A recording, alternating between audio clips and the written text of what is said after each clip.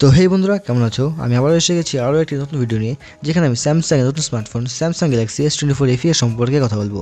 আর এই ফোনের বেশ কিছু লিক সামনে এসে গেছে, যেমন এর দাম কত হবে, এই ফোন লঞ্চ কবে হবে, আর এর স্পেসিফিকেশন কী দেওয়া থাকবে। তো চলুন আর দেরি না করে এই ভিডিওটিকে শুরু করি। তো সর্বপ্রথম আমরা ফোনের বিল্ড কোয়ালিটি আর এর ডিজাইন সম্পর্কে কথা বলবো। তো এই ফোনের পেছনে আপনারা গ্লাস পেয়ে যাবেন, এই ফোনের ফ্রেম অ্যালুমিনিয়ামে দেওয়া হয়েছে, তার সাথে সামনে আপনারা গ্লাস পেয়ে যাবেন। আর এতে সম্ভবত কর্নিং গোরিলা গ্লাস 5 এর প্রোডাকশন দেওয়া হয়েছে। এই ফোনটিতে সম্ভবত 191 গ্রাম ওয়েট পেয়ে যাবেন, আর এতে 7.7 mm এর থিকনেস দেওয়া হয়েছে। তার সাথে এতে IP64 রেটিং পেয়ে যাবেন। তো বোঝা যাচ্ছে এই ফোন ডাস্টটা ওয়াটার রেজিস্ট্যান্ট থাকবে। এখন আর ডিজাইনের সম্পর্কে কথা বললে, এতে আপনারা সেই আগের S24 সিরিজের মডেল দেখতে পেয়ে যাবেন।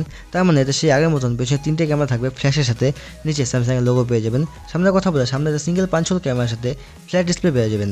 বক্স থ্রি ডিজাইনের সাথে এই ফোন আপনারা পেয়ে যাবেন। আর এই ফোনটিতে আপনারা 85% বডি টু স্ক্রিন রেশিও দেখতে পেয়ে যাবেন। তার মানে চিন আর বেজেল খুব পাতলা পেয়ে যাবেন। আপাতত এই ফোন মাত্র 5টি কালারে এই ফোনটিকে দেখতে পেয়ে যাবেন। লিখের থেকে শোনা যাচ্ছে এই phone mint, graphite, cream purple আর ইন্ডিগো কালারে আপনারা এই ফোনটি দেখতে পেয়ে যাবেন। তো সবাই নিজের নিজের মতন ফোনের কালার পছন্দ করতে পারবেন, এতে কালারে কোনো কমতি থাকবে না। এখন এই ডিসপ্লে সম্পর্কে কথা বললে, এই ফোনে 6.1 ইঞ্চেসের FHD plus 10 bit dynamic AMOLED panel এতে আপনারা পেয়ে যাবেন। এতে 340x1080 পিক্সেলের রেজুলেশন এতে আপনারা পেয়ে যাবেন। তার সাথে 20:9 এসপেক্ট রেশিও পেয়ে যাবেন।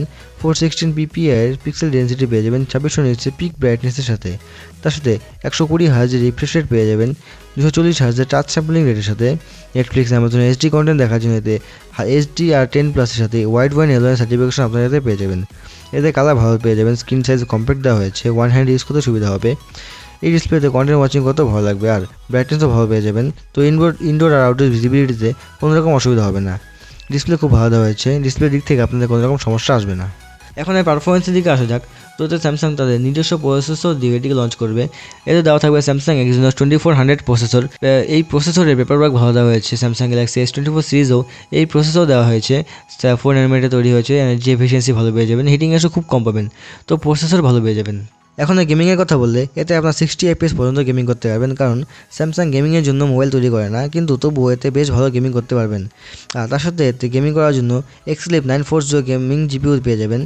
LPDDR5X র্যামটা পেয়ে যাবেন UFS 4.0 স্টোরেজ টাইপের সাথে। তো গেমিং এতে আপনারা ভালো করতে পারবেন। আর আন্তর্জাতিক স্কোরের কথা বলে, এতে 17.5 লাখের আশেপাশে আন্তর্জাতিক স্কোর বেরিয়ে আসে। আর তার সাথে এতে 14টা 5G ব্যান্ড দেখতে পেয়ে যাবেন। তার মানে পারফরমেন্স ভালো দেওয়া হয়েছে। পারফরমেন্সের দিক থেকে আপনাদের কোনো রকম অসুবিধা আসবে না।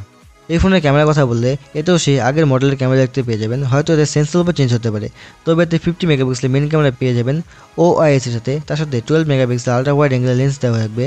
তার সাথে এতে 8 মেগাপিক্সেল টেলিফোটো লেন্স পেয়ে যাবেন। আর এতেও আপনারা OIS এর সাপোর্ট দেখতে পেয়ে যাবেন। 3x অপটিক্যাল জুম পেয়ে যাবেন। আর এতে 8K 24 FPS ভিডিও রেকর্ড করতে পারবেন। তো স্যামসাং এর ব্র্যান্ডিং পেয়ে যাবেন, বোঝা যাচ্ছে ক্যামেরা খুব ভালো পেয়ে যাবেন। আর সামনের ক্যামেরার কথা বললে, এতে আপনার 10 মেগাপিক্সেল সেলফি ক্যামেরা পেয়ে যাবেন।